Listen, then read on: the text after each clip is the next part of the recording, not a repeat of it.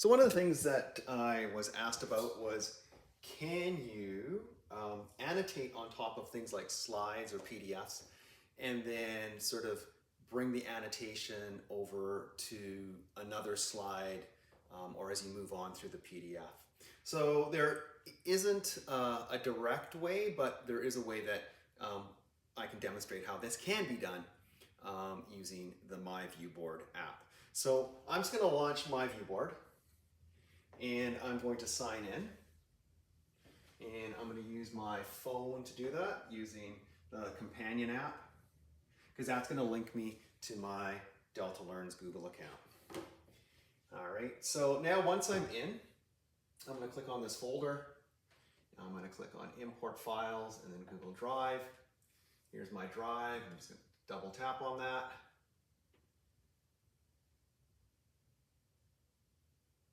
And I know I have some files in here. And I'm just going to go to these MathMind files. And rather than using the slides, I'm going to use a PDF because I find that that's a bit easier. So I'm just going to open that. And it's going to download all of the files. You can then select all of the files or select the ones that you want. So I'm just going to actually deselect them. I'm just going to select a few here that I might use. So let's say these three. And I'm just going to import those. And so here are the slides. A couple of things. It looks rather large here, so I can either come over here and make it a bit smaller if I want. I can also tap on the hand right here, and then I can move things. I can make things bigger by just the pinching. So I'm just going to leave them about that big, and then move them here. So now, if I had these problems and I had some annotations, so 3 times 6 is equal to 2 times 6 plus 6, we might want to solve that. So I might use the pen here. So I'm just going to turn on the pen. And I can either use the pen that comes with the Viewboard, or I can use my finger. So for instance, let's say I wanted to do an annotation here and then draw it over to the next slide, or an annotation here. So I'm just going to do it well over here. So whatever, this might be the concept I'm trying to show. And tap on the cursor.